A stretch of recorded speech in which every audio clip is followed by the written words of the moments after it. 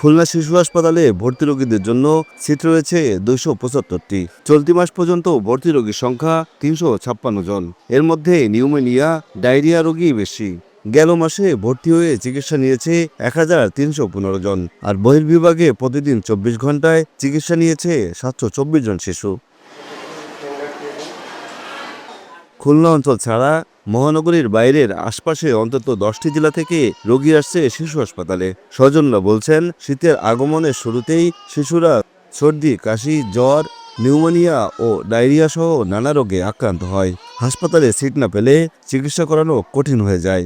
আমার বাবুর নিউমোনিয়া হয়েছিল, তা আজকে আমরা 10 দিন হয়েছি। তা সুস্থর দিকে আমরা এগোতে পারিনি, আছে এখনো বুকে কফ জমে আছে।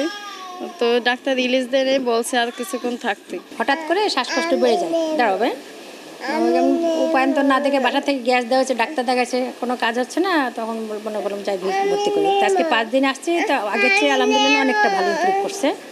এখন দেখা যাক আল্লাহ কী করেন। আচ্ছা, শ্বাসকষ্ট হয়েছিল, নিউমোনিয়া হয়েছিল, হার্টের সমস্যা হয়েছিল, আর আছে আপনার ডায়াবেটিস হয়েছিল। এখন মোটামুটি সুস্থ আছে। সিটি উঠছি, সিটি উঠার পরে এখানে এসে বুকিং নিছি। বুকিং নেওয়ার পরের থেকে স্যালাইন দেওয়া আছে আর ওষুধপাতি যা আছে, তাতে এনাদের চিকিৎসায় আমার ছেলেটা আল্লাহর রহমতে এখন সুস্থতার দিকে।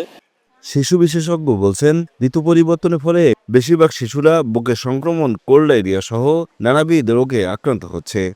এই ওয়েদারে বেশিরভাগই দেখা যায় যে বাচ্চাদের এই 2-3 দিনের মধ্যে কাশি হয়ে তাদের শ্বাসকষ্ট শুরু হয়।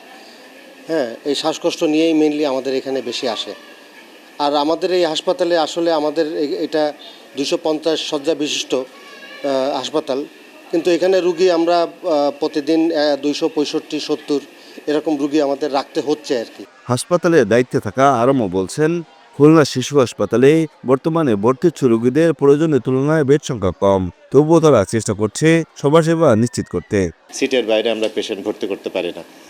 নর্মাল সময় দেখে সবসময় এই যে 260-70টা বেড আমাদের সবসময় ফুল থাকছে। হ্যাঁ, এর বেশি পেশেন্ট আসলে তখন আমাদেরকে বাধ্য হয়ে খুলনা মেডিকেল বা আশেপাশের হাসপাতালে রেফার করা লাগছে। আর যাদেরকে যতটুকু সম্ভব আমরা বহির্বিভাগ চিকিৎসা দিয়ে বাসায় পাঠানো এবং পরামর্শ দিয়ে বাসায় পাঠানোর চেষ্টা করছি।